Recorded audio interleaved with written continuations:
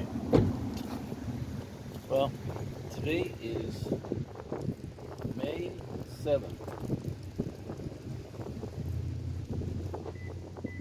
which is the end of World War II Day.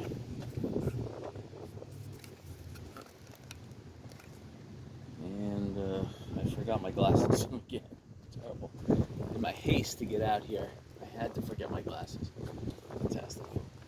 It's a beautiful day and it's windy. Looks like the wind is coming from the northeast, so that means going to the south of the beach and then going on the beach up towards would be the best route. Adjust my cameras here to the optimal angle. Alright, so it's gorgeous out today.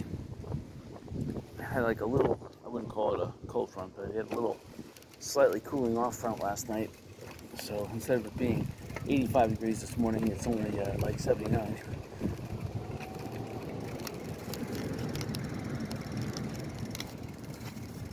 Alright, oops. Make sure my video is... Okay, so I'm going without glasses today. So everything's a little more vivid. There's going to be sand below my eyes, I know it. As well as a perspiration.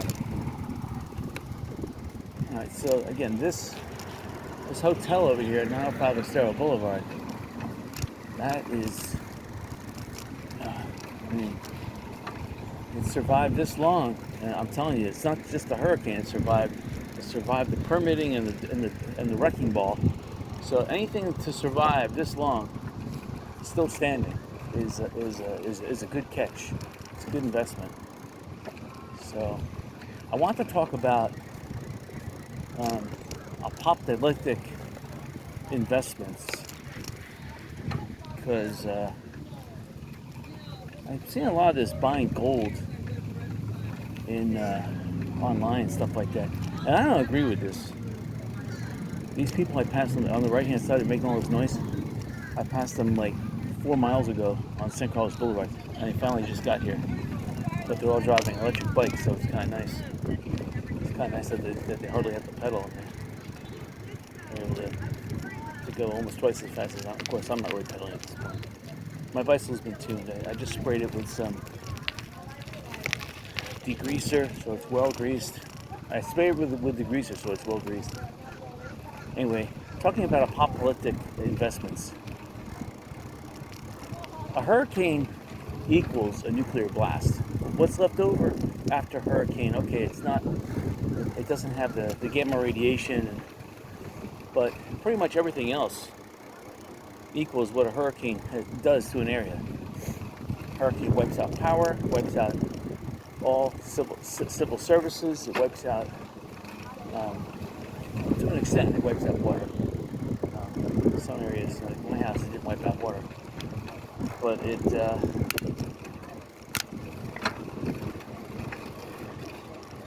problem with gold is like a speculative play. That's the only thing I view gold as, because gold is like a huge boat anchor. It's heavy. You're gonna waste your investment in gold, because if a apocalyptic problem occurs, how are you gonna divide that gold into little denominations that you could barter, basically, for goods and services? And that's the thing. Gold is not a good investment.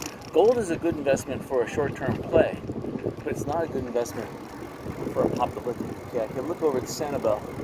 I can see it vividly clear. So that front that came through yesterday took out a lot of humidity, and I feel the humidity is down. So anyway, getting back to gold. Gold is not a good investment unless you can buy it low and sell it high. It's already selling really high right now, so it's a bad time to get into the market for gold. Real estate's selling really high. It's not a good time to get in the market for real estate. All right, I'm looking down at the beach there. I see people are turning around, so I'm going to turn around sooner. Because for one, I feel like I'm in a parade here.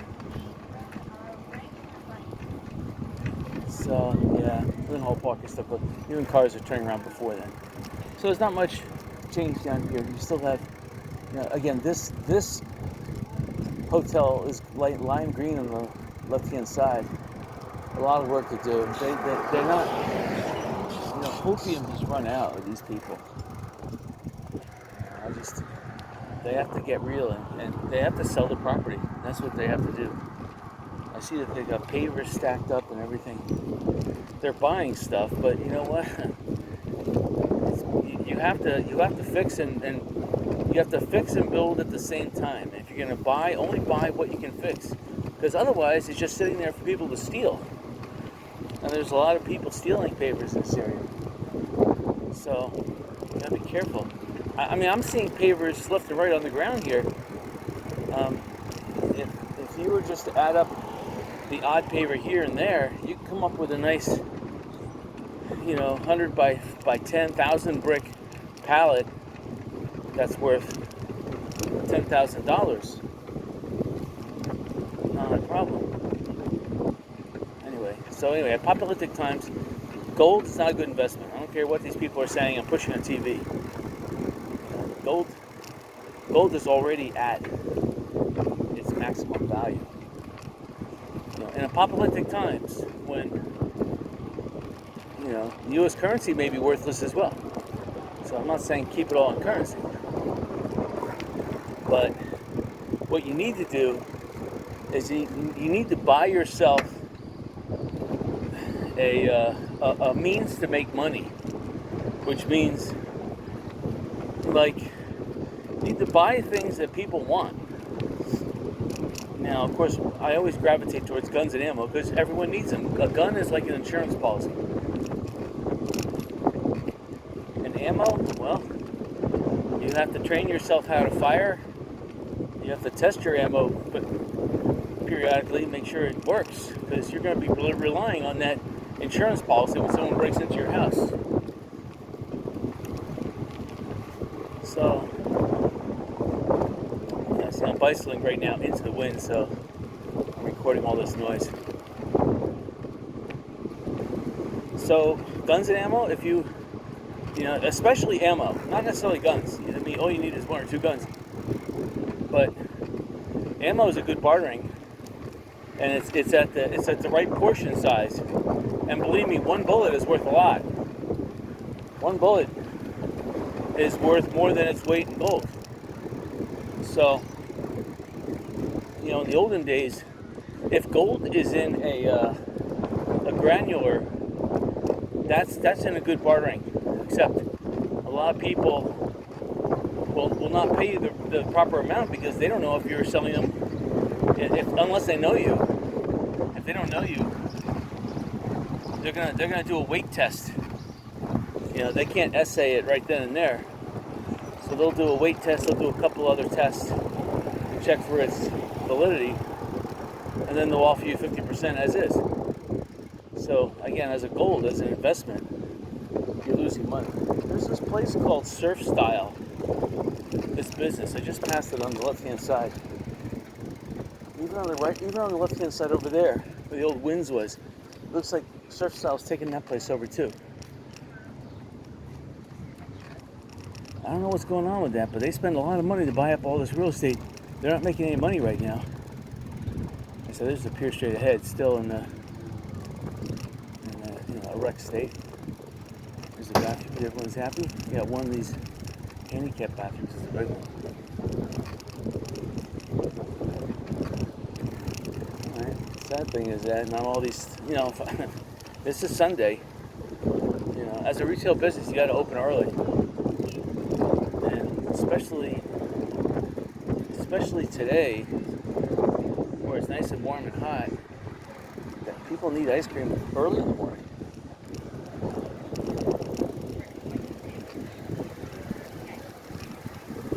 So I only had some cereal this morning, but I had enough to get me through. I ate enough calories to pump the bike. When I get home, I was working on my pressure washer this morning. I said, wait a minute, I gotta go to the beach. I had that thing disassembled. Last night I went to pressure wash the pool, and it was like a squirting sieve of gasoline. I'm like, the gasket. And the gas was turned off too, but it was the longest time. and it was working perfectly. Like, oh great, God, gotta make it. Oh, okay, I made it. So anyway, so I got that disassembled. I had to fix my garage door too. Terrible. Some of the bolts are coming loose. So I got my cordless drill, put in a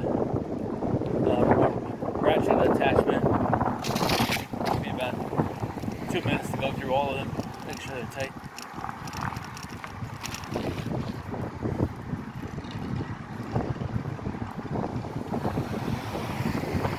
It's the Ocean Jewels there. They have an excellent potential.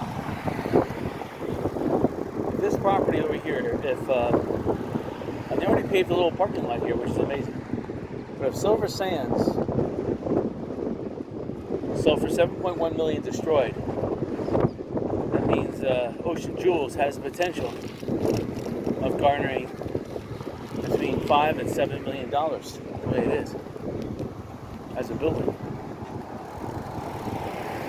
Unfortunately, the owner of that property knows that, so you're not going to get a discount. But if you can get that property for $1 million, which would be, shoot, I'd pay $1 million easily. I would flip that property as soon as I could.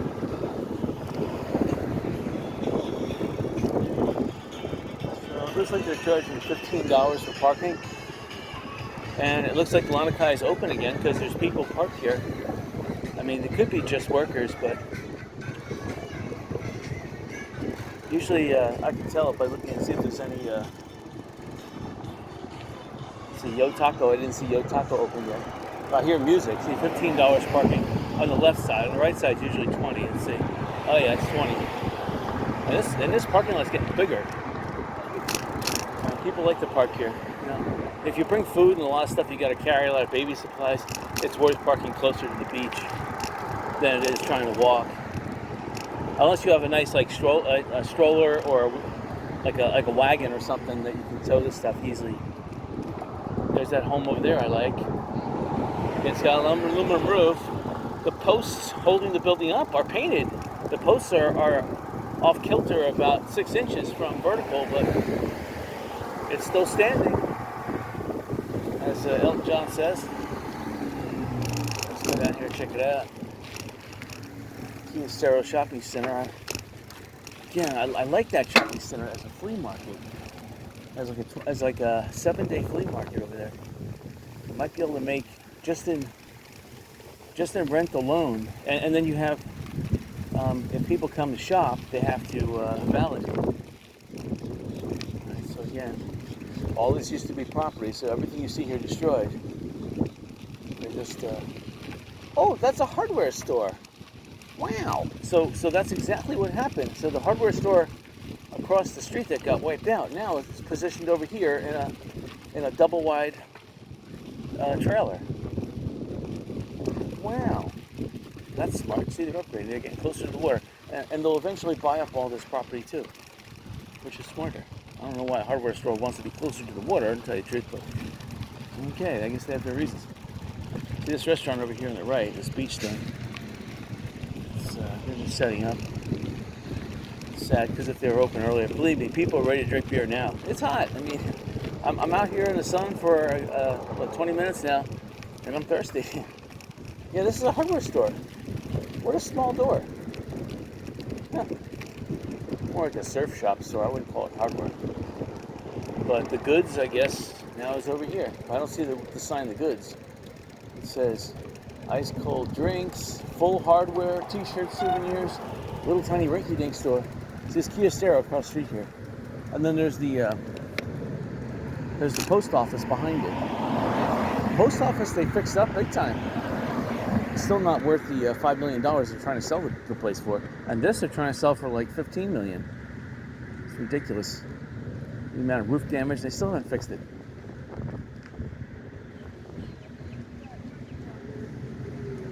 It's not worth it. I'd offer him $1 million, maybe $2 million. $2 million for it. That's it. $2 million, and it would cost me $1 million. No, I'm going this way. I'm not going. think I'm going to go straight, but I was just looking at Kia Cero.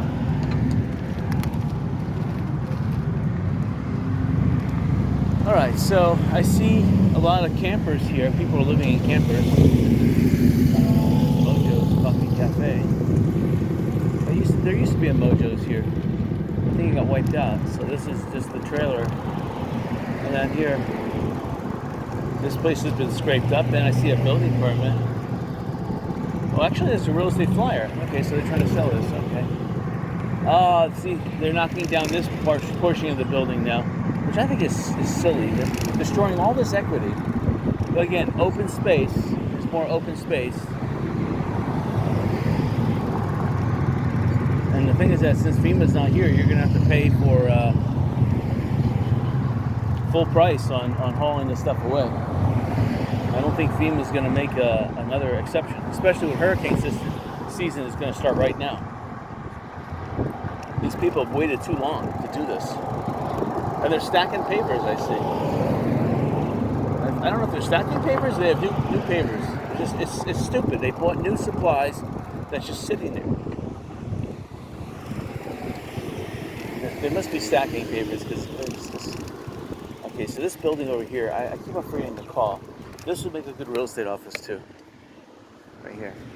Right near Tri-Power.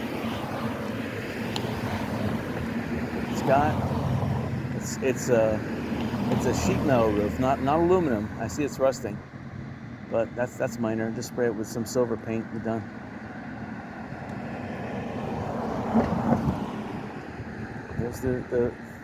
There's the phone number 305-684-6845. It's got a potential. Again, me, forget that. At this point, I'm a low baller. I'd be taking a chance.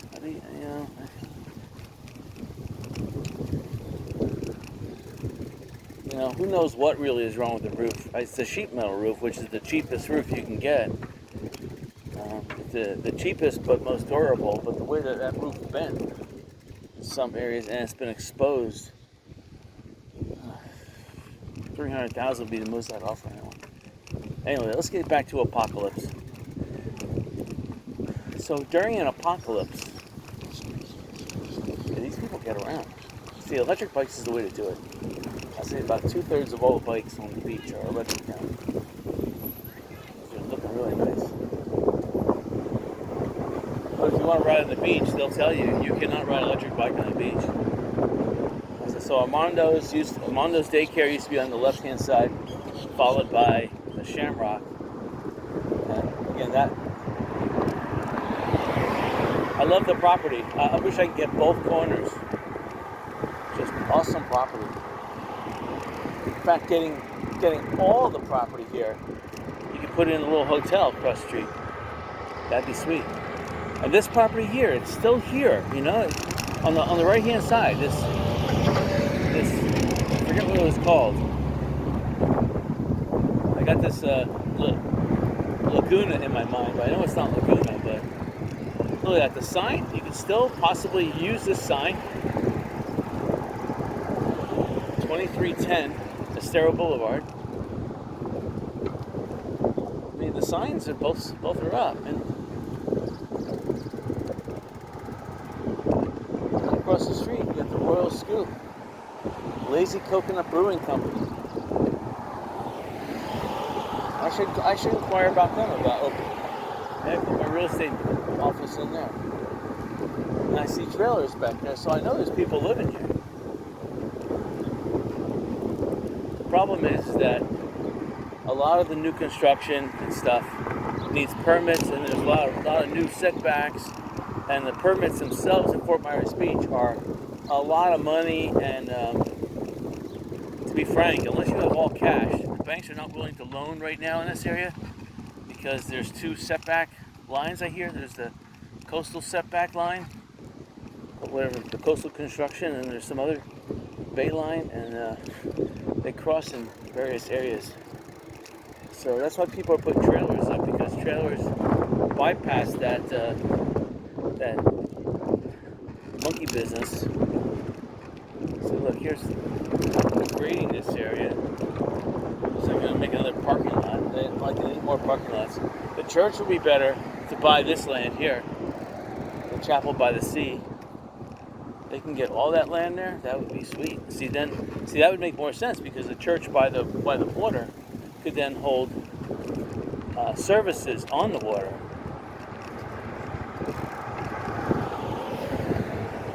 Morning. I went by the school, so they cleaned it up. Just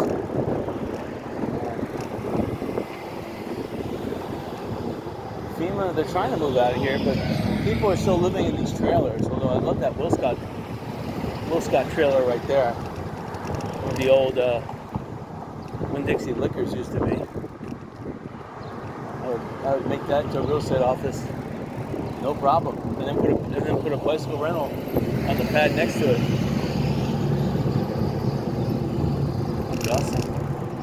Get a beach shell in. I would love to buy this place if the price was right. Again, $300,000. I'm at a low ball right now, and now's the time to buy. I mean, let's face it. If you can get this for $300,000, sweet. They're not gonna sell it for $3 million. They're gonna sell it for $2 million. And I don't know how. I mean, a lot of people want to rent on the beach. I'm seeing like 26 Latitude. There's two of those on San Carlos Boulevard. You know, halfway between Fort Myers Beach and Walmart, and those two are pretty much packed. So because there's a lack of accommodations on the beach, people are staying at 26 Latitude because they're open. That Tahitian Inn on San Carlos Boulevard is also closed, and it looks like they have almost 30 to 40 rental units there. And that, I know that's for sale, but who knows how much. Again, this library on the left-hand side, this should be a casino. It should be a two-floor casino, and then this front area here could be a food court or something. Food court and restaurants. Then this Seagrave Plaza. Again, this is another good opportunity if you can get this real estate. This is prime real estate. This bank building, though, it takes up too much room. They should really knock it down and extend the shopping plaza out. To tell you the truth, that would be a better utilization of this land. The bank just takes up too much land, and it's they could put like 7 more shops in at $6,000 a month rental. That makes it worth more. This on the left-hand side of this building, I love this building for a real estate office, but this was one of my ideas before the hurricane struck, was to rent inside there. I could probably buy the whole building. And cheap. Well, not cheap, but you know, before the hurricane it was probably about $8 million. Now it's probably between $5 and $6 million. Anything more than that, they're still dreaming. And no one's buying right now because unless you have all cash. And granted, there are a lot of people, I don't know where they're getting the cash from, probably stolen from those taxpayers, but alright, so there used to be a gelato food truck, whatever you call it, trailer. That's packed up and gone away, so that's gone. Let's see. Anything changed over here? Let's see, I'm looking at Fresh Catch. And looks like they're starting to peel off some of the layers of the damage in the back. Still has a ladder to get up to it. The bricks have been removed. So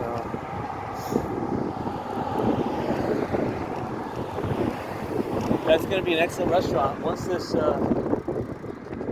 other place.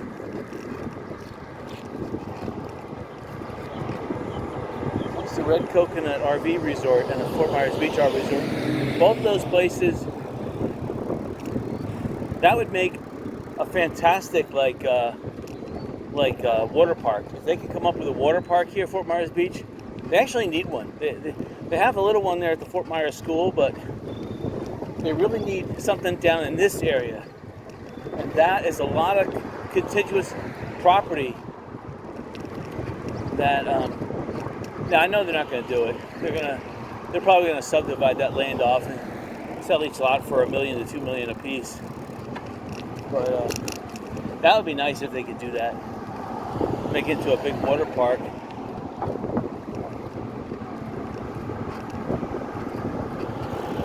Fort Myers Beach, it needs a little more commercial activity, especially right now. You have a lot of residential, and there is a lot of residential here on the water too. I'm not saying they should just tear down or rezone this stuff. It's just that to get this area back on its feet again, residential area is not going to get the island. I mean, this should not be a city. They should unincorporate. So the city, the people here at Fort Myers Beach do not want to incorporate, and the Fort Myers Beach Town Council is anti-citizen. So it's just a bad situation, and they're placing out here special assessments on people that complain. So it's not good to live in a town like this. Both Sanibel was like that, and Cape Coral. They're belligerent. They're anti-citizen. It's like living in communism. I don't like local governments. I think that's a corruption of the American dream. I mean, in places that are completely ruined by, let's face it, Democrat governors like New York City and San Francisco that are going to heck in a handbasket, then yeah, it would be good to have some kind of oversight, like a minimal city, to manage the rejuvenation of that area. But just to put in a city for the sake of putting a city and creating slush funds, that's not good. Alright, so it looks too early for this place. So I doubt they'll have any ice in here. Looks like they're giving out oranges. Let's see. Oh, this is that water stuff. I think it's Chernobyl water. It says noble water, but I had it last time and it was really bland. So there we go. More of this water stuff. Yeah. If they had soda or something, I would go for it. I even forgot to bring a frozen water bottle with me. I have like a whole case in a little tiny refrigerator that's gets ice cold, just waiting for me to bring it over. I just refilled it too, like last weekend. Forgot the glasses, forgot the water. That's all right.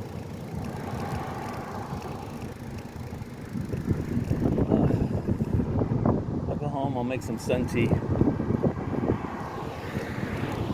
Of course, it won't be done till this evening. Oh well. The water looks beautiful though. Nice azure water. Get running into a headwind. So getting back to you can see it over there. The Titanic house is still there. And again, it looks like people are living up there. Bums, in other words. Still there. Even smells like bums. It doesn't smell too good in this area.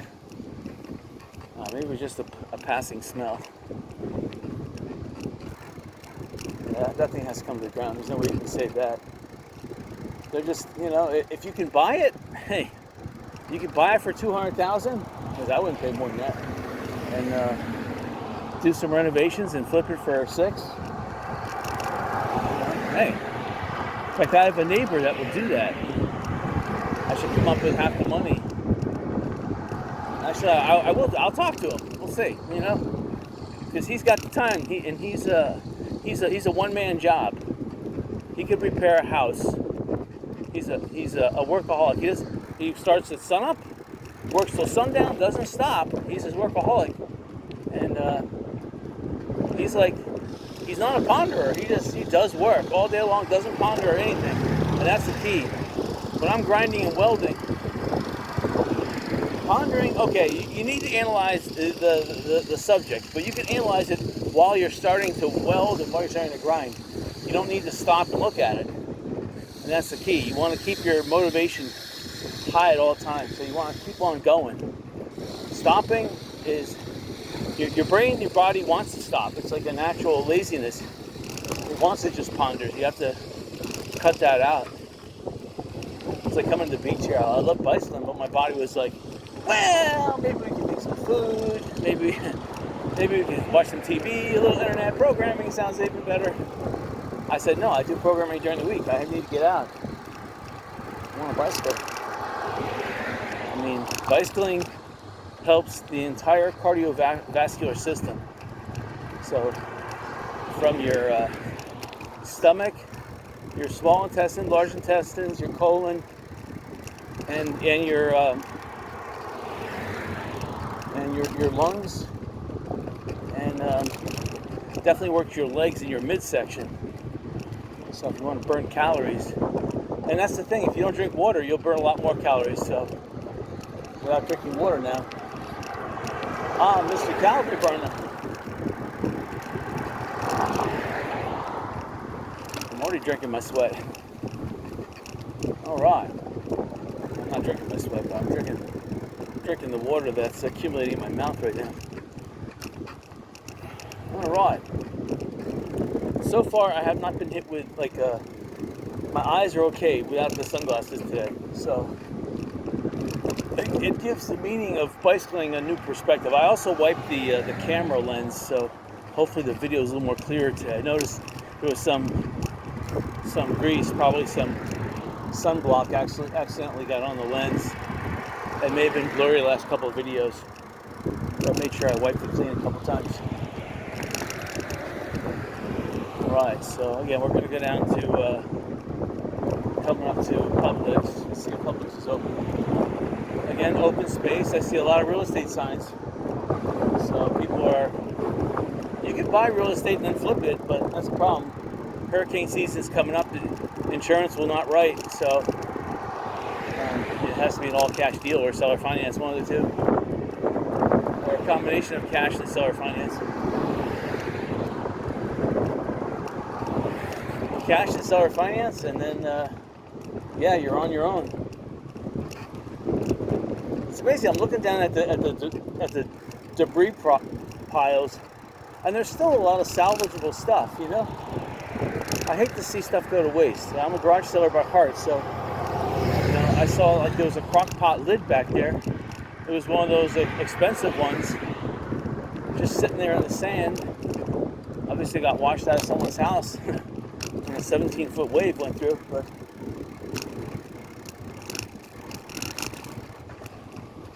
and I know about lids, heavy stainless steel lids floating.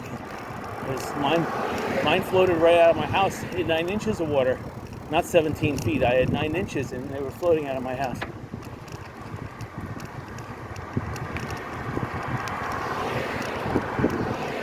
So here's Publix. Again, there are some developers building nice homes, and that's the thing. You want to build it where you can get the real estate cheap right now, and I guess the cheapest thing is on the water. Here, there's a place called The Shores. It looks like they gave up on fixing it. It looks like the first 3 condos by the water. Looks like the whole roof was hurting. Publix. The driveway looks beautiful. They had just recently repaved it. The lights are on. All you need in Publix right now is some flags out by the road that say we're open now. It says opening soon though. It's an electric bike. Well, that's the way to do it though. I mean, traffic on the beach, you definitely want an electric bike. Because you never know when you have to go out shopping, and of course right now you have to go to Walmart, so there is some distance involved, but if you can get an electric bike like that that's got a 30-mile range, then going to Walmart's no problem, especially if it's electric. And of course, electric bike you'll get over the bridge no problem. So this house on the left-hand side, I mean, it's the minimal. It has the minimal amount of damage. All right, so here's the tennis courts that I want to convert it into a pickleball, and I want this land to build a real estate building here. I'd build a little pickleball, 24/7 pickleball. Bathrooms, no way, but pickleball, a water fountain, and there's enough room here to put an elevated office, and I put a bike rental, ice cream store, and a real estate office right there. Again, that'll work for me though. And that area has never been zoned anything but a tennis court for the last 40 years. Almost 50 years actually. So that was well before they had this corrupt Fort Myers Beach Town Council, whatever they call it.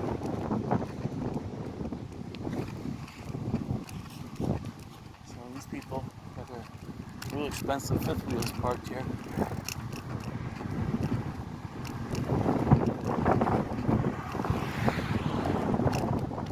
That mobile dealership on the corner of Summerlin and San Carlos Boulevard, that's been closed now for a long time, but a good use would be to sell mobile homes and manufactured homes and fifth wheels at that place. If you sold RVs and fifth wheels and some small manufactured homes, that would be an ideal location, because it's really central, and a lot of the manufactured home communities got devastated. They're looking for something to put in there, so that would be a good business. I know they're trying to sell that for like $2 million, but mobile homes, you can make $5,000-$10,000 in each mobile home. So it all depends on how much, and you're gonna have to offer free towing of the mobile home and free setup, or at least a discounted setup. You have to offer the full package. You just can't sell the mobile home.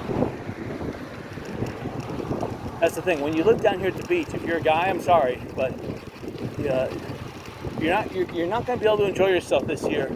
You're walking around with a cordless drill in your hand, a cordless drill and a wrench, and you're fixing things.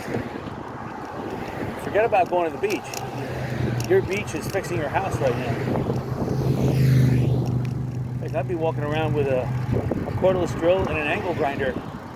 I wish there was a cordless angle grinder that had enough torque, but there's not. I'd buy it.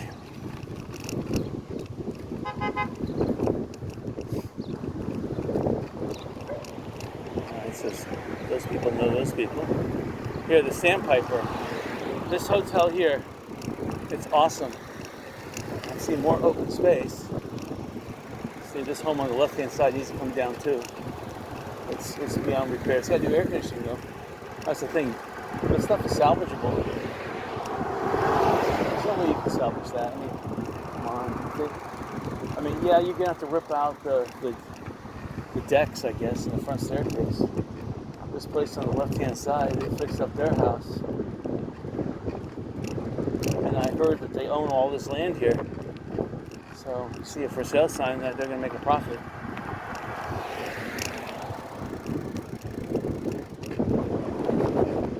There's a lot of open space here. If someone could acquire all this land here and make it into a resort, this would be awesome. And then here's the land I like up here, straight ahead. Again, Tri-Power Real Estate owns it.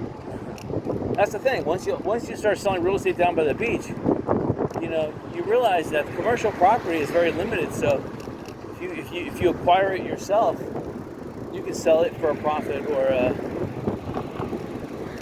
rent it out if it's rentable. This area here would be a great place for a mid-island, like a trailer RV. I just saw a ratchet on the ground. little wrench. I was gonna pick it up. Looks like one I need. Let's go this way. Alright, so I'm going through the, I guess this is the car window. No, this can't be the car. This has to be the, that was the laundromat area.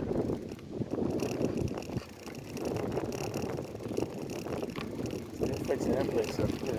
It's nice. Doing a good job. And they got pavers all over the place, so, you know. Gotta be careful because, you know, this paper is like this big pile here is going to start slowly disappearing.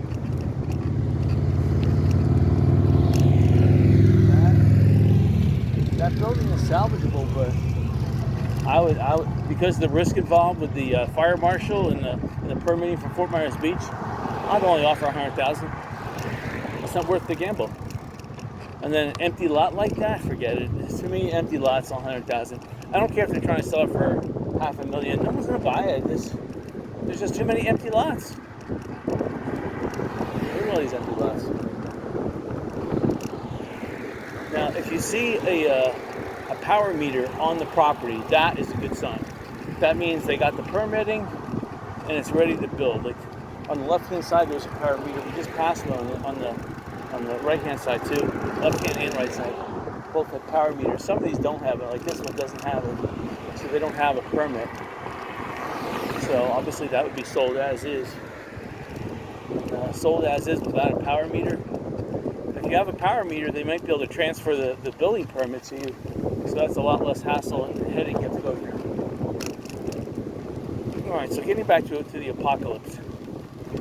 Gold is not a good buy. One, it's a big boat anchor. Two, in the olden days, it was gold dust that was the medium of exchange, not big gold bricks. So unless they sell you gold and gold dust, it's extremely hard to portion that gold out. So it's not a good investment. What is a good investment is, yes, ammo. And when I say ammo, you have to make your own. So first you have to start making your own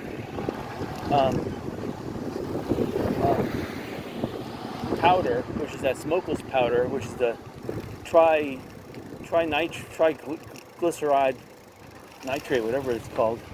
It's just a heavy nitrated powder. And you can make that and then add a little bit of crushed glass, ground up aluminum, and you got yourself an explosive mixture there. So just making powder like that and selling that powder in little bags, that would be a transferable medium. That would be, you know, and then you'll have a business, you see. The one thing about after the apocalypse is that contractors will not have a business anymore because, for one, there'll be no more permitting. Permitting will be gone. There'll be no more licensing, no more permitting, and no reason to pay exorbitant amounts of money for work, for handymen to help you build something. So contractors are going to, the first thing, they think because they have their own companies, and no, it's not going to happen. They're going to have to start dropping their prices to compete with all the handymen that are going to be popping up.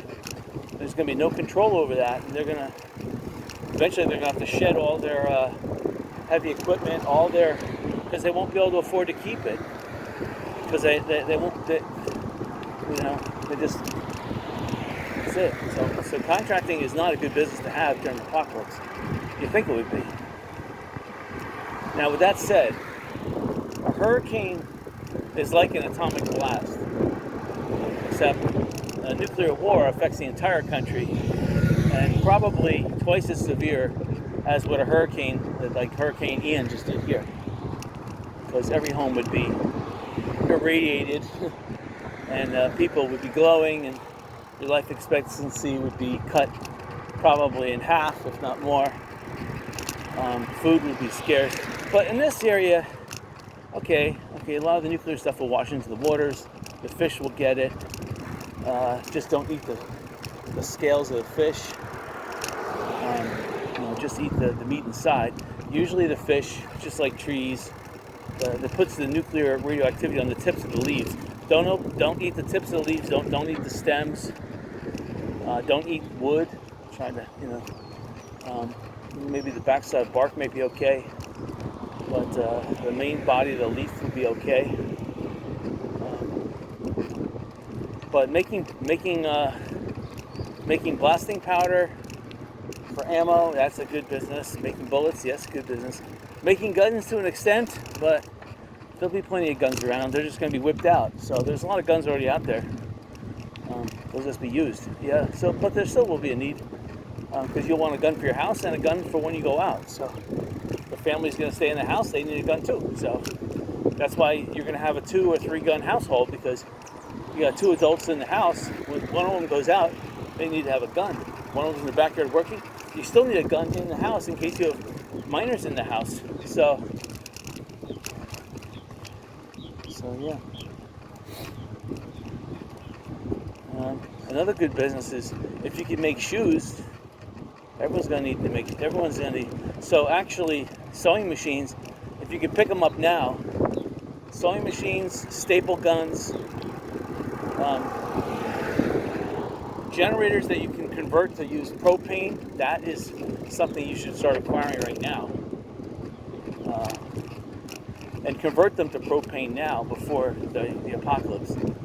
You can easily make propane by cindering wood chips and then vacuum sucking the gas and filtering it into. So you would vacuum filter spent wood chip burnt gas into propane containers, and that, to tell you the truth, that's propane. And I mean, it would have a component of propane and methane in it, but still, that burns easy in a generator / you can even make a generator out of a lawnmower. Just like in a hurricane, it'll be rough for the first 2 years, but America is very studious, and there's a lot of work ethic here, and within 2 years, even after a full nuclear exchange, civilization will start popping back up again. So you need to last at the maximum 5 years. But like here in Florida, it's easy to make a well. It's easy to make a solar panel. Of course, right now, before the apocalypse, it's easy to make your own propane.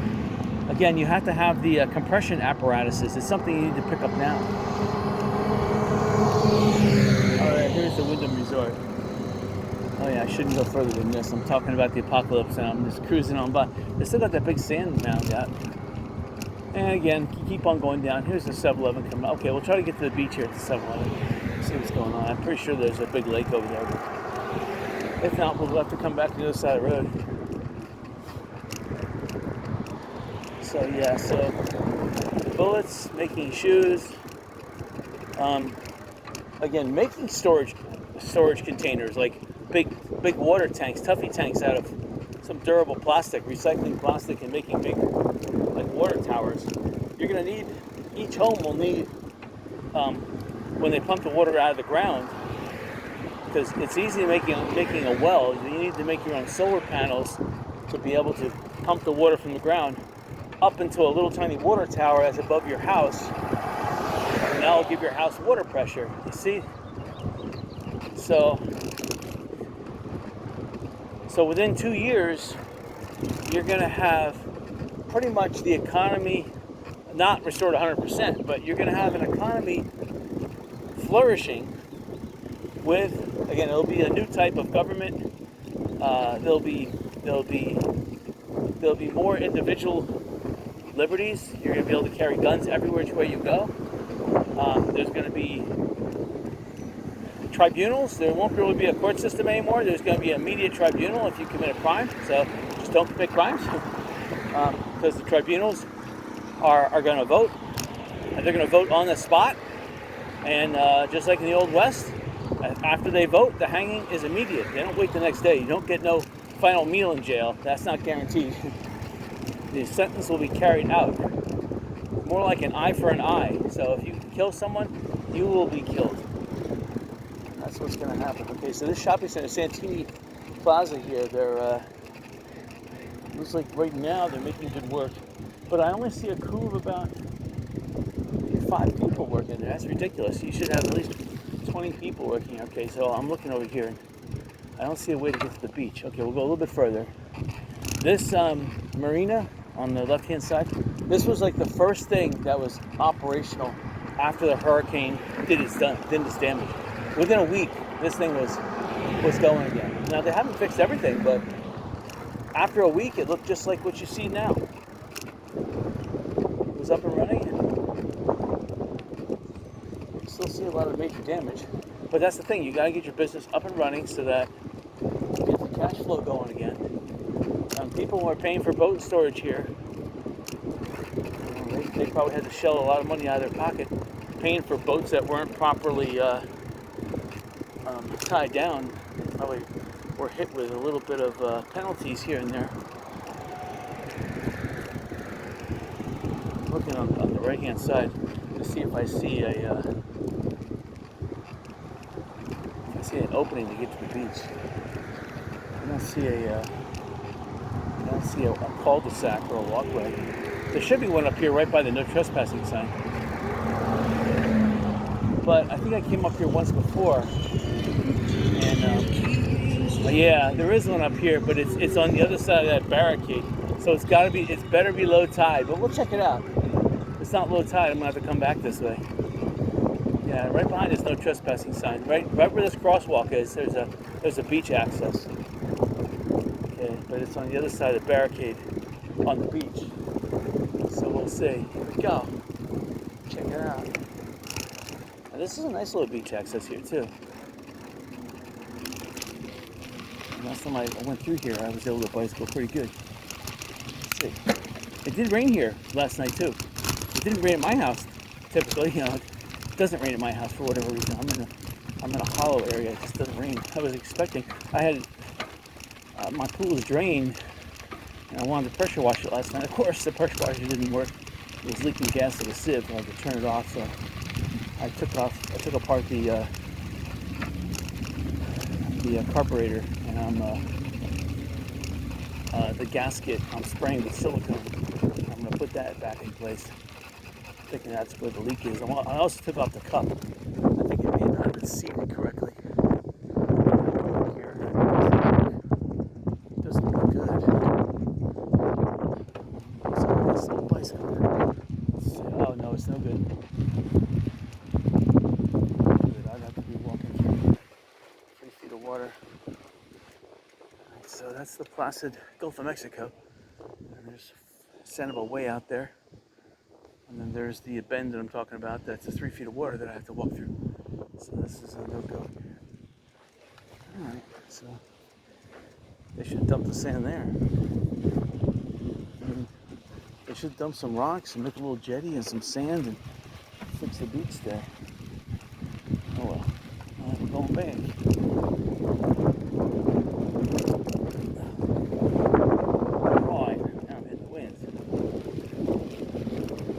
Alright, so we'll just go back up just north of Winds, which is the old Holiday Inn.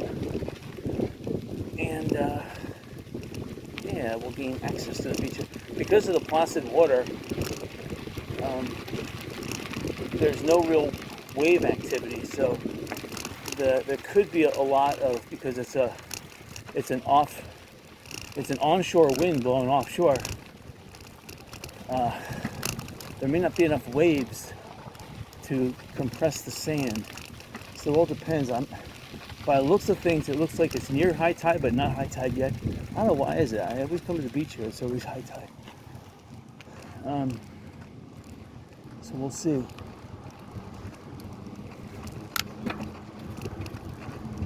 Come on.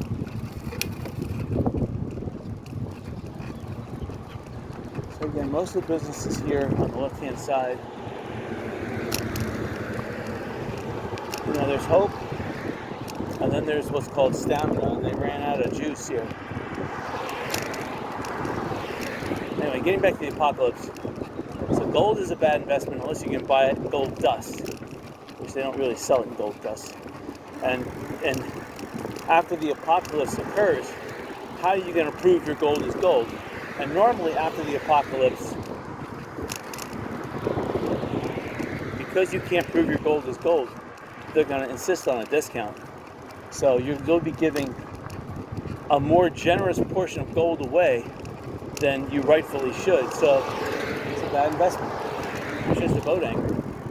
Whereas bullets, you know the value of a bullet. It better be a good bullet. If they don't know you, they're gonna discount it. But if they know you, or if you can fire one off and prove that the bullets are good, then a bullet will be more than it's worth its weight in gold. Especially if you have different calibers. So that's the thing. You gotta get some bullet-making machines. Whole different calibers. They're like $2,000 for reloading machines. At least they were. They're probably $3,000 now. But you know what? It's $12,000 well spent. You get them up and operational on the second floor, so they can't be stolen on the first floor. That way they can be protected. You get a couple people running them. You already have a business going. Look at that. And you'll sell as much bullets as you can. The amount of people living in this area, you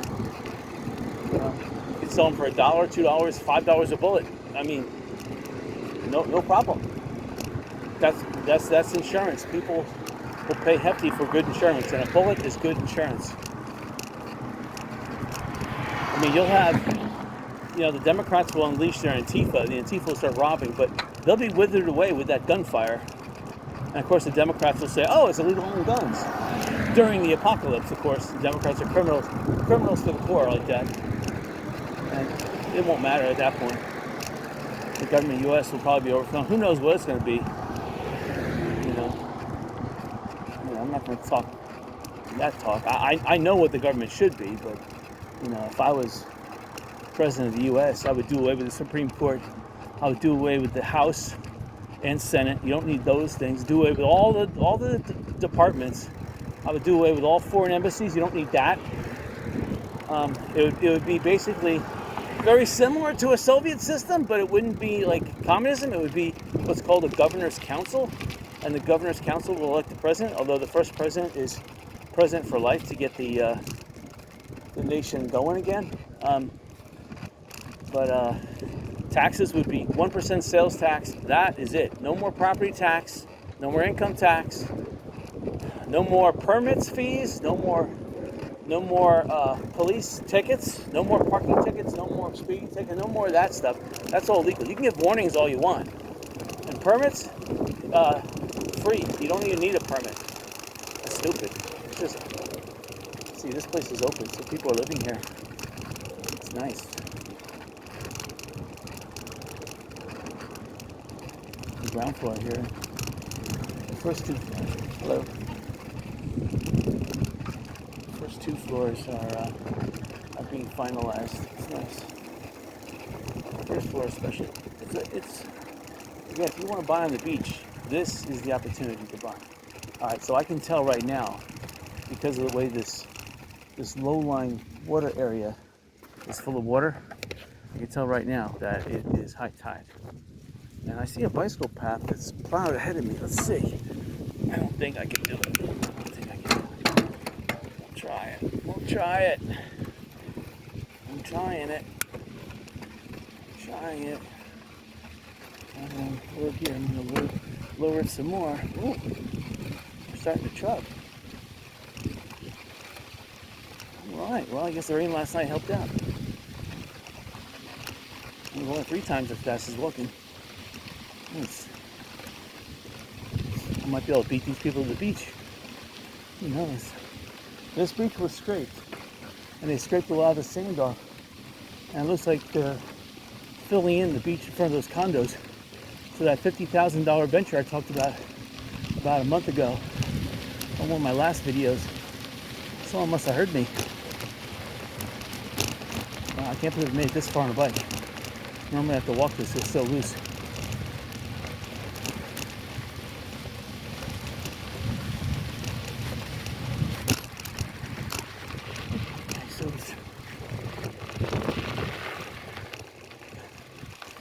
Could be a mid-tide, but it actually, It's because of the wind blowing from onshore to offshore.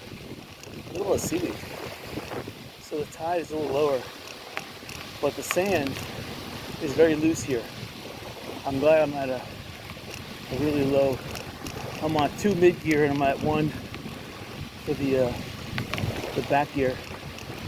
So I can feel it soft. My bicycle is skidding through the sand. So anyway, getting back to the apocalypse. Gold's a bad investment. Bullets, or what do we want to call it? Type 3 powder. That is a good investment. It's portionable, so you could buy things with it on certain portions. You can weigh it, you can portion it, so it's a really good thing. Shoes, you need shoes. Making propane, selling propane, it's a good investment. Making water tanks. Contracting is not, contracting is something that, because there'll be no more permitting, no more licensing, there'll be a lot of people entering that field 100 times. So you're going to drive the exorbitant prices that they charge now down to realistic, basically an hourly wage. It's going to be, $10 an hour maybe, or less, because there'll be a lot of immigrants wanting to do it for really food and shelter. So, and of course, being a farmer, when the apocalypse hits, the best business is the farming business. So being a farmer, so if you can grow tomatoes, onions, citrus takes some time, but stuff like tomatoes, celery, lettuce, that stuff commands good value. Again, if you can get some cattle, I don't know if any cattle will survive nuclear blast, but fishing would definitely be a good business. Most fish would survive, although they'd be irradiated. Hello? Oh, no, my fault. I did. See, that's the thing. My bike is sliding through the sand. Okay, maybe I want to. No, if I switch to an upper gear, it's going to make it that much difficult to pedal.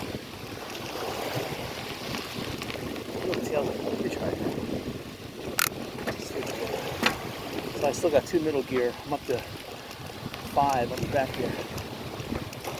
So I'm still sliding through the sand.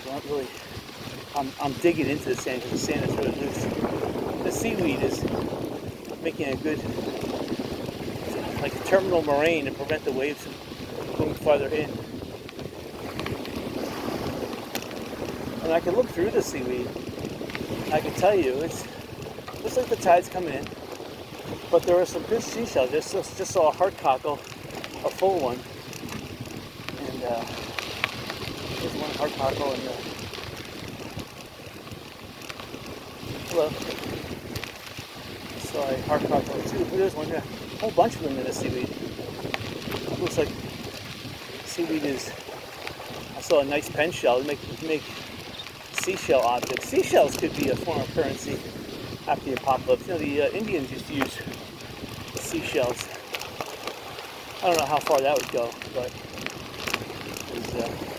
again, within 2 years, the economy on pretty much everywhere will be not totally fixed, but it will be to a point where, they'll still use US dollars, they'll use coins, mostly coins. They'll use any currency to get their hands on. One thing, though, that will happen during the apocalypse is you're going to see a lot of general stores, trading stores. So you could bring chickens and get like pillows or beds, So it's something that, I had to go up here because I don't know what's going on.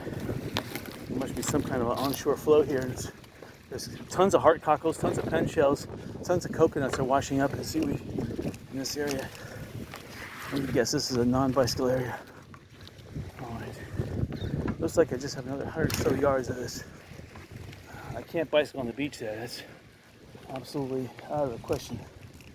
But if people wanted hard cockles, wow, look how many hard cockles you would have to trade.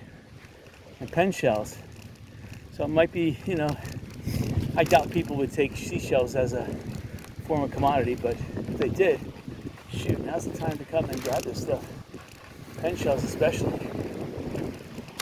Again, in Southwest Florida, everyone can come to the beach and grab their own, so it wouldn't be that big of a deal. There's a lot of, I see sea urchins too.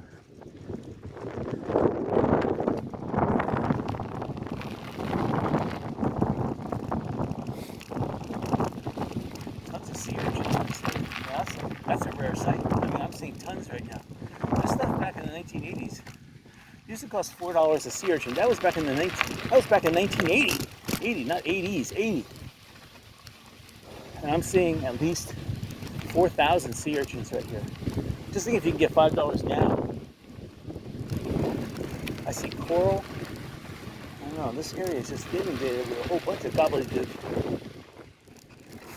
There's even some pear whelks, left-handed whelks. I mean, look at all this stuff. You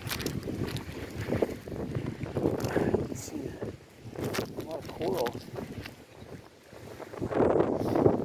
Clam shells, hard cockles. Florida clams, the Florida seashell in clam format. You rarely see that. It looks like we're beyond the mess. And get back on the beach. Looks like I'm trying to scoop this stuff up too.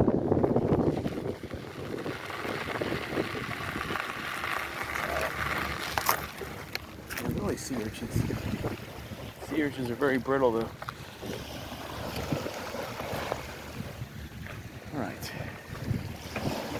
So there's a nice, there was a live, the seashells right now in this area are just fantastic. I see a lot of fighting conchs. Here's a lot of these are live. I see an apple. Here I see them, they're live. They got a foot inside. That's a pear whelk. Here's a beautiful shell. They're live.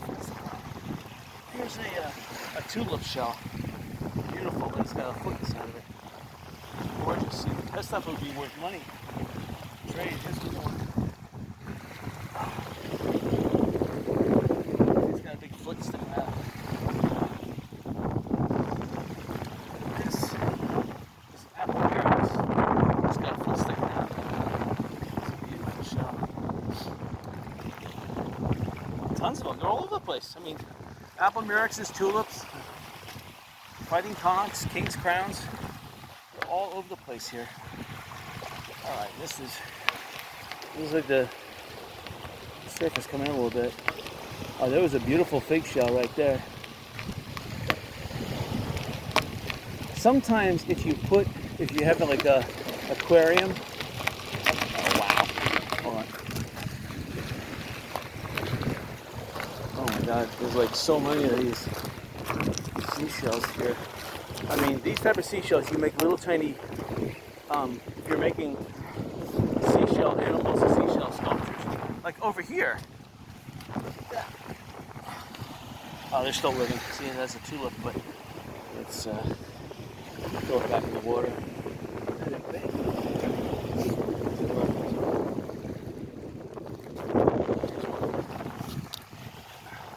These are hard to find in this nice condition. I mean, they like the water. They don't want to be out in the sun like this. So here's another pear whelk. This one was dead though. I'm gonna throw it back. The way you clean these shells easily is find an ant mound, put the seashell on top of it. Within 4 hours, the ants will clean that seashell. Clean. Here's a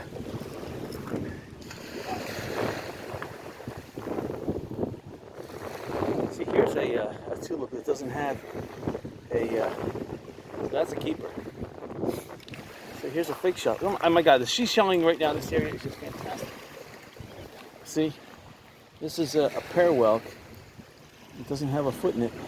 Sometimes you have those hermit crabs that occupy them. And sometimes with the feet, most with the hermit crabs, you put a larger damaged shell next to it in a terrarium, and sometimes the hermit crab and or the foot will, oh my god, the seashell in this area is just fantastic right now. I can't even grab all the seashells. I want to have a bag. But here's a left-handed whelk shell. It's a big one. It's got some barnacles, but you just spray that with a little bit of alcohol, put that in some water, fresh water, and those barnacles will fall right off. Then you shellac it. Oh, there's just tulip shells everywhere. I'm kind of sad I picked up this one tulip shell because they're just everywhere. I need like a bucket. This is where you would come. Sanibel too. Sanibel has more shells. This is just amazing. At Fort Myers Beach, there's so much shells.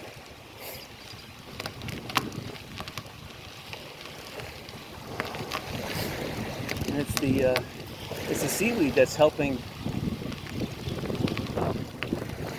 It's preventing the waves from doing enough eroding and washing the good shells back into the water. So the seaweed is preventing that undertow from washing the shells back in the water.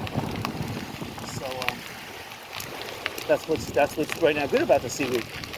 And see, at low tide, you just scrape the seaweed and put it on the beach somewhere in a big pile, and that will just, you can dig a little hole and just bury the seaweed. You know, the seaweed's fine. It'll eventually, within a couple months, it will dissolve back into sand. Not a big deal. Or seaweeds where you get a lot of iodine out of. You can put this seaweed into a big press and then evaporate the salt water, and then you'll probably have to wash it with clean water, but then you can get a lot of iodine. You can get concentrated iodine. Iodine salts will start forming. All right, so here's that, on the right-hand side, here's that yellow building again. Again, they lost energy. They lost energy, and okay, if you look ahead, there's a tractor, and it's like compressing the sand. It's I don't know what the hell it's doing, but it's rolling and it's grading the sand. They're not collecting anything. They're just flattening the beach out. Okay.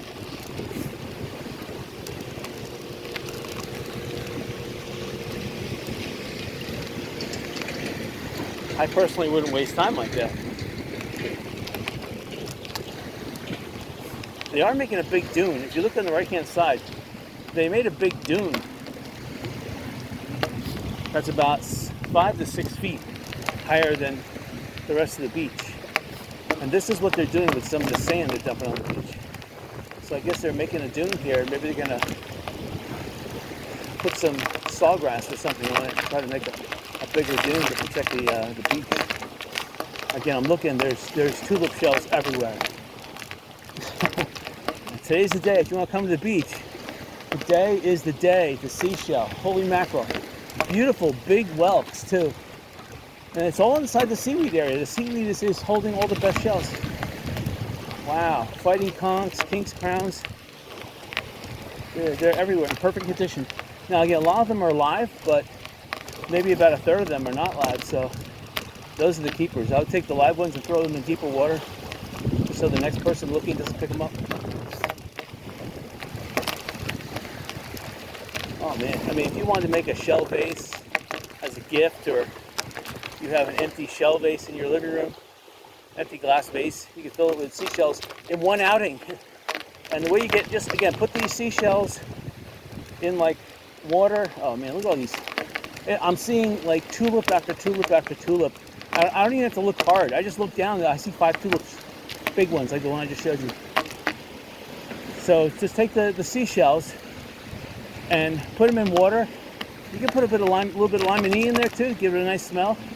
Just keep it submerged like that for about 6 hours. Take it out, and then let it dry, and then shellac it with some kind of a clear coat.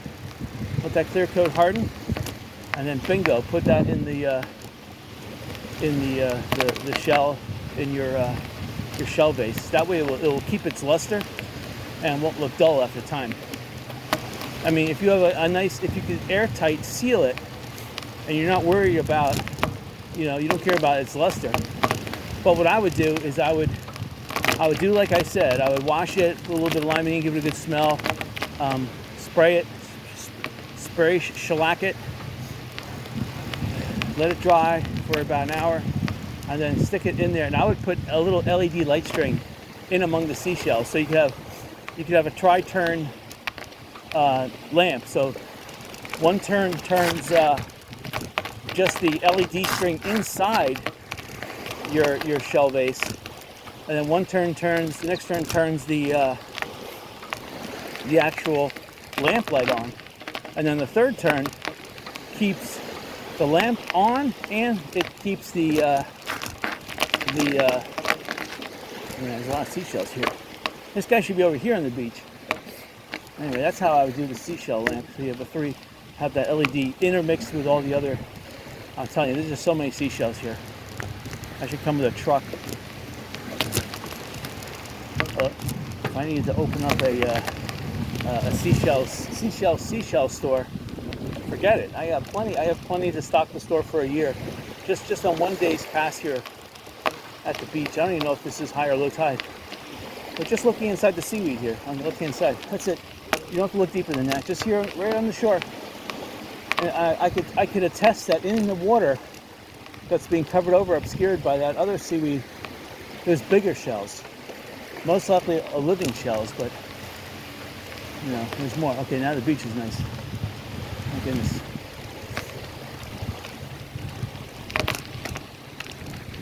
So we're passing the Publix right now on the right-hand side.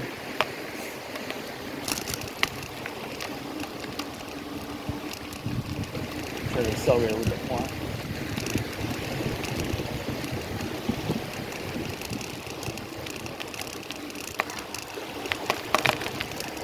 Gotta be careful with these seashells. I have a brand new outer tire, and I have a gel slime inner tube with a thick tube. But I had a sand spur puncture right through my new inner tube and my new outer tire. One little tiny sand spur went through both instantly. It's that sharp.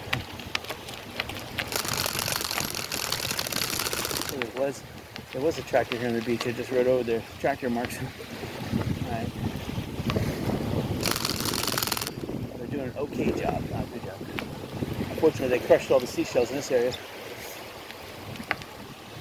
So this beach is eroding a little bit. I see the evidence of two sandbars. One sandbar is about 10 yards offshore, and the other one's about 40 yards offshore. And it looks like tide's coming in, because this guy normally would not put his pole out there unless the tide was lower than it is. So the tide is coming in slightly, and it's pushing the seaweed in with it.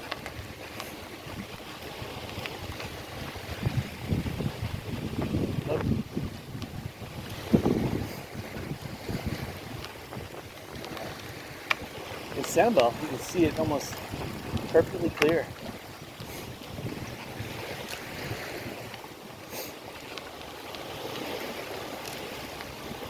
Yep, so in an apocalypse, bullets, propane, shoes. Oh man.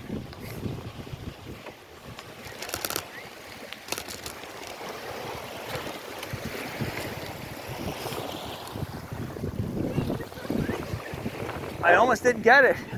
It would have been beyond reach. I know, thank you so much. Thank you.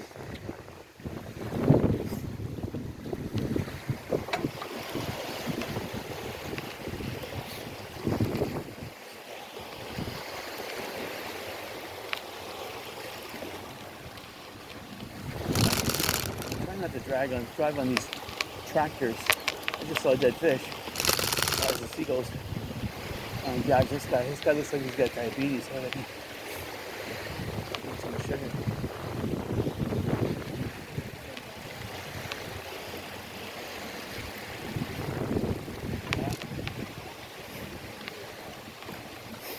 Oh, he's a cutie. He's got tennis ball in his hand.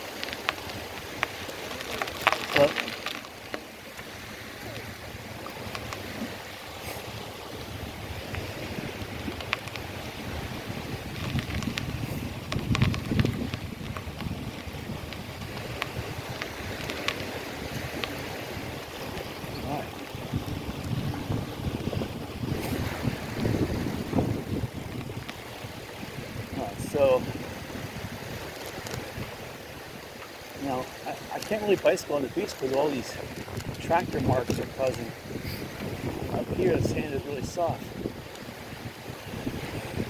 I'm going to try to go down the beach again. It doesn't look like these tractor marks are doing anything, though, in this area. Somebody's just driving up and down the beach having a great old time. I'm going to drive between these. Alright, so we're coming up to the Titanic house again in the church. And fresh catch, not too far away. Here's the first church that I don't know, that they should have fixed that thing up. So I keep on. It's hard to avoid these things. Between the seashells, the seaweed, the large shells, the waves. I gotta bicycle a fine line here. And there's a lot of footprints that have made like deep impressions that have pushed up the sand. They're like minor potholes and obstructions I have to avoid as well. So here's the church with that canned water. I didn't really want to drink. I tried some of that canned water. It's so bland tasting. It's not worth it. Terrible. All right.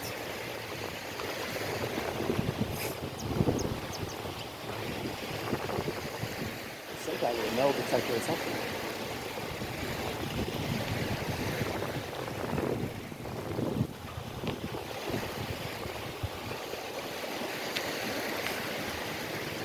So some people are on the water. It's a medium tide. It looks like the tide is coming in. As you see, it looks like it's being pushed farther and farther up the beach a little bit. And these tractor marks are being obscured, so they're eroding.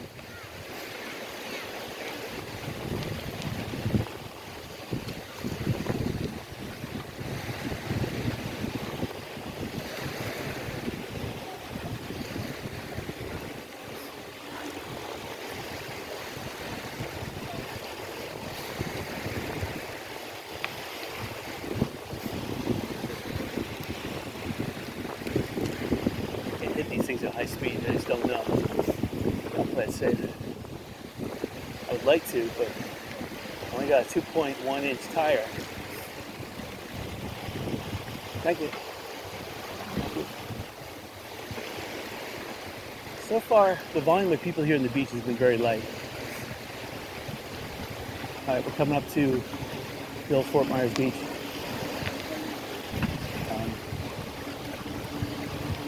Fire department. They want to put the new fire department where the old Winn-Dixie Tops grocery store was, which is where the FEMA has their place now. I don't agree with that. You don't need a big monolithic fire department here. The fire department played absolutely no role whatsoever in the recovery of Fort Myers Beach. You may say that they had a couple of chainsaws and stuff, but for the most part, they needed to be rescued as well. So it was FEMA and private citizens that did all the rescuing. And for the most part, it was the private citizens. FEMA helped out a little bit. Fort Myers Beach helped out a little bit. It was all the volunteer fire departments from outside the area that came in, helped out, as well as FEMA. And the utility companies, which is Florida Power and Light, did the lion's share of down trees and stuff. And they cut that stuff for free, which was really nice. It may have billed FEMA a little bit, but... Alright, so we're passing fresh catch. And it looks like they're just stripping more of the roof away. Again, skeleton crew. I don't know why. The rain system upon us right now. It rained last night big time here at Fort Myers Beach. I'm looking at the clouds. Upper level clouds, there's what? Lower level activity. I can feel there's evaporation. I can feel the humidity is building. But I can see Sanibel clear as day. So over the water, there's very little evaporation right now. On land, yeah, I'm sweating. So yeah, there is evaporation.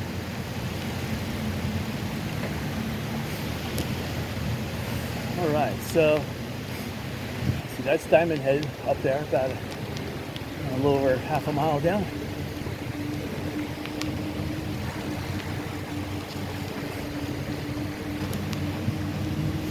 Some of these people, when they're walking, they think they own the whole beach. I mean, I'm not saying the guy was a problem. I shouldn't be bicycling per se on the beach, but they look at me with this angry snarl, you know. I'm watching that woman. She did a good cast of that fishing pole. She's about 4 feet deep there. That's a pretty good cast. Now, if you can catch your own fish, you need like three fish to feed a family, 1 fish to feed yourself. You're saving money. I mean, it's a minimum of $3 in the store. So if you can catch it yourself, most of the fish they're going to catch in this area is a little tiny bait fish, though. They really should fish in inlets or back in the canals. Even in the canals, you're going to get the bait fish, but underneath docks, there are some larger fish, like the mom and pops of the little tiny bait fish that are big enough.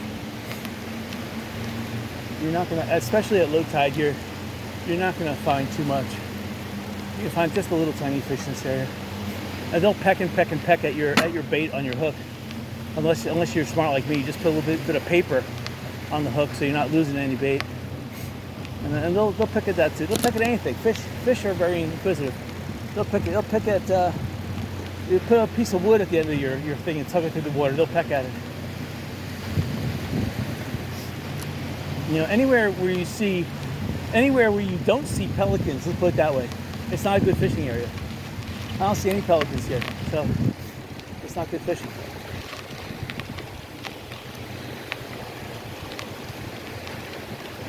So Diamond Head is closing in.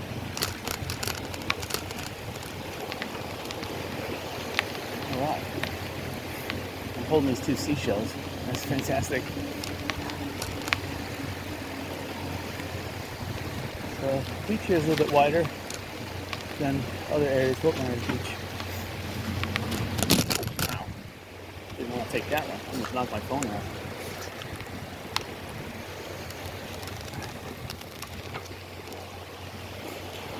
Well, people are coming back to the beach though. They are enjoying themselves. This is a good thing. I sweat like crazy though. We're getting some bumpy rides here. Hello.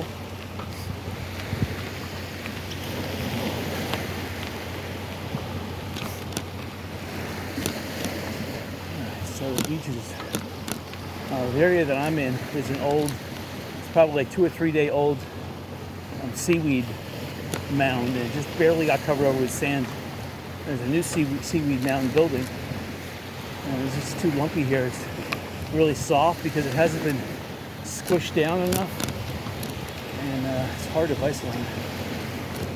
And the beach changes every couple hundred yards. There's hope for the change to come up sooner. Looks like another 100 feet it'll change. All right, it's feeling a little bit better now. All right. There's a cute puppy dog coming up.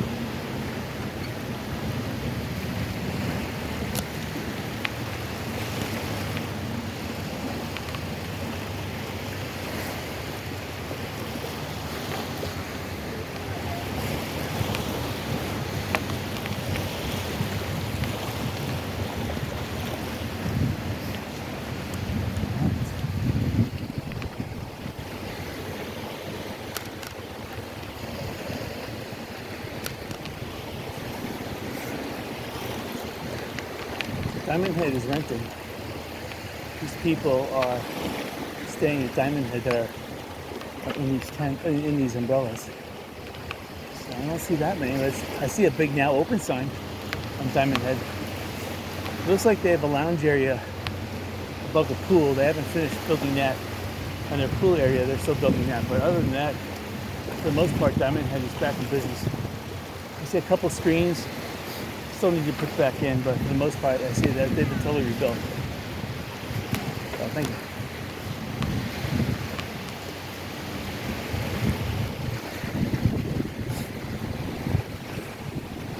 There's a lot of ties coming up, that blue building.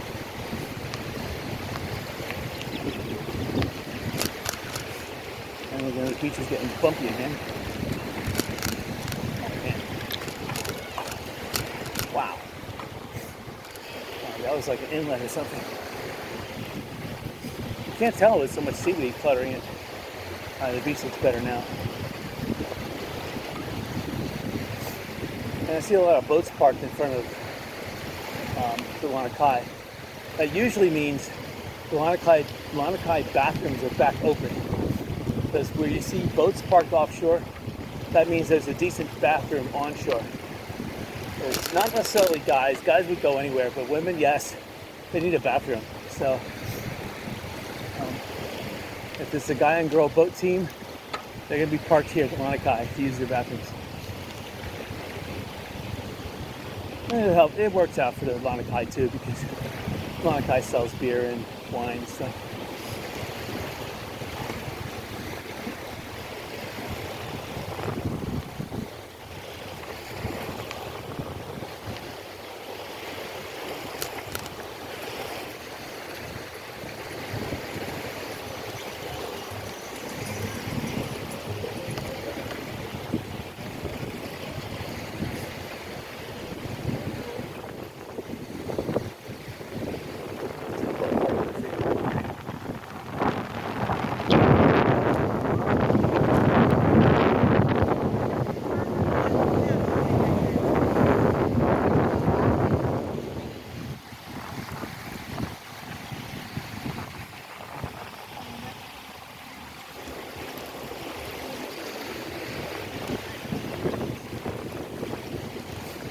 Definitely the tide's coming in. So, and you can see because the waves, there are some waves now. So, the waves are not getting held back by the sandbars. They're coming full fury inshore, and then the seaweed terminal marine here is being pushed back, knocked out a little bit. I'm looking at the Lanakais we're passing. Still, the first floor and ground floor and the first floor still are being renovated. The second floor looks like it looks almost there, about 80% there, but still. But the third, fourth, and fifth floors are available to be rented. Alright, so here's Margaritaville coming up, all right? Making some significant progress. I would still say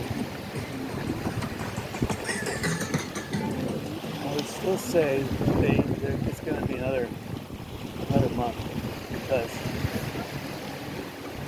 the inland areas are almost done, but these areas closer to the beach, they're not done.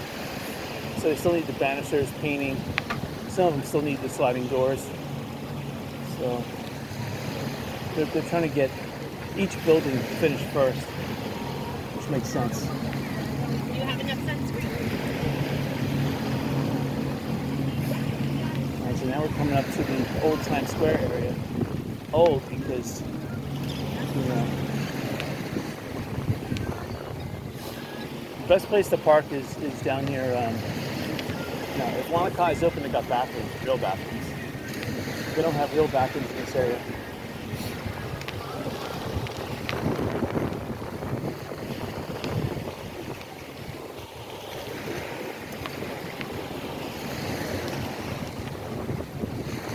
And this cloud shading reduced the sun's temperature by a good 6 degrees.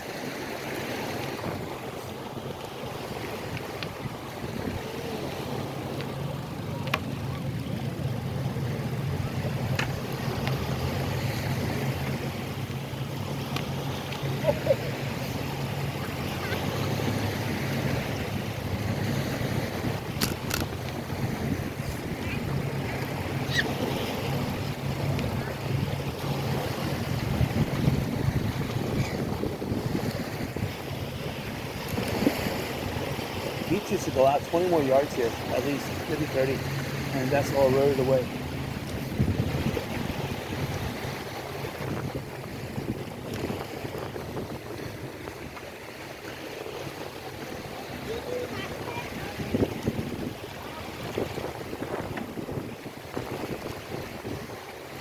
There's Lynn Hall Park area. This is pretty nice.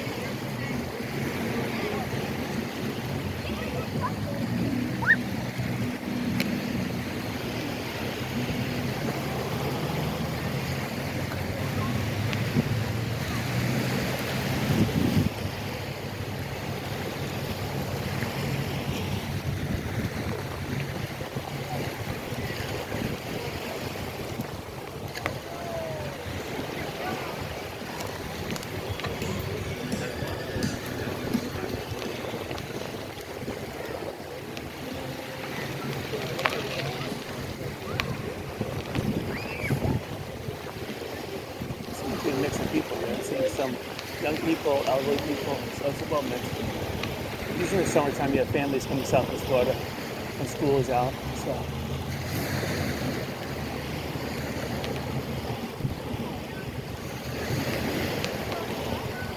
let's go a little further.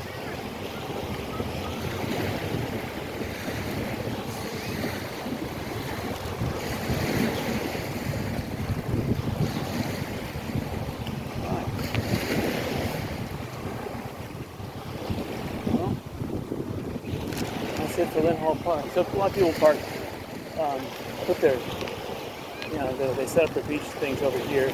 It's more quieter. They're not too concerned about bathrooms in this area. So,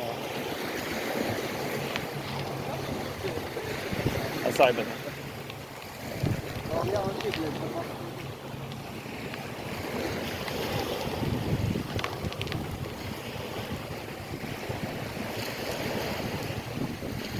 And there's a hotel that I like, which again, they're still building, but using a skeleton crew. When you have a skeleton crew, you're not going to get it done. And you're paying taxes, and it doesn't make sense. So anyway, we're going to call it. You see a little access point here on the beach. Oh, wow. Let's see if I can bicycle further. Oh. It's a troublesome. No, I don't think so. Alright, we'll try it. See, people are smart, they'd park here. It's not really a public park, but currently the homes have been wiped out. And it looks like, oh wow, okay, I gotta walk it. Oh. There was some piles of debris here. They did pick it up though, so that's good. This whole area where there's these tire trucks, you might be able to park on the periphery of.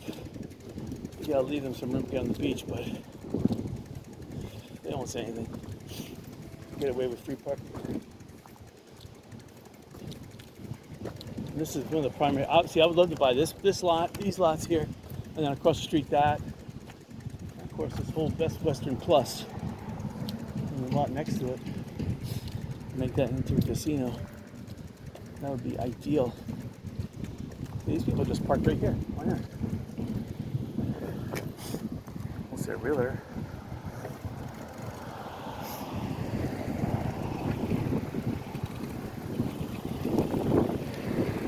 I can see right now. He parked here and then she went on the beach just looking around.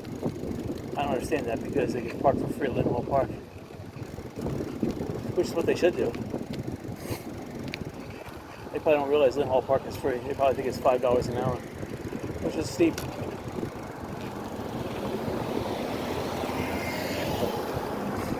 And these sand dunes here, they're really dry and really soft. Skidding right through them. It pays though, because if you ever drive in snow, driving in sand is the same. It's actually worse driving in sand. Snow, it's bad, but sand is ridiculous. Sand, you can actually, snow you could dig yourself into. Don't get me wrong, you could. Sand is even worse because sand gets everywhere. You can not only dig yourself in. You can spray your engine with sand and ruin your engine. Whereas snow, not really.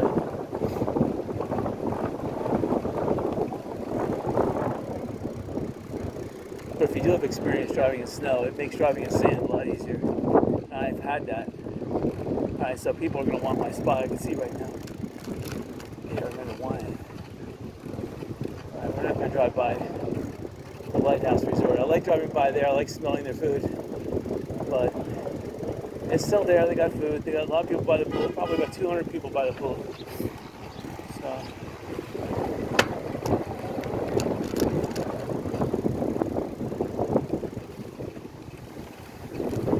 sidewalks are wide. That's a good thing.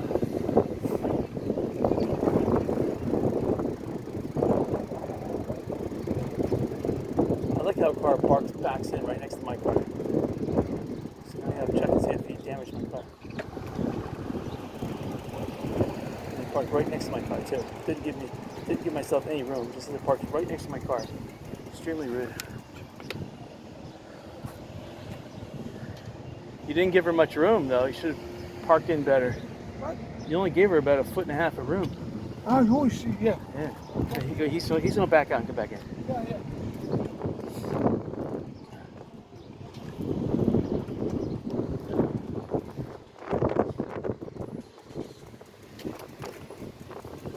All right, hope you guys enjoyed it. Yeah, I corrected the situation here. He's going to give her an extra foot. Good. And hasta mañana.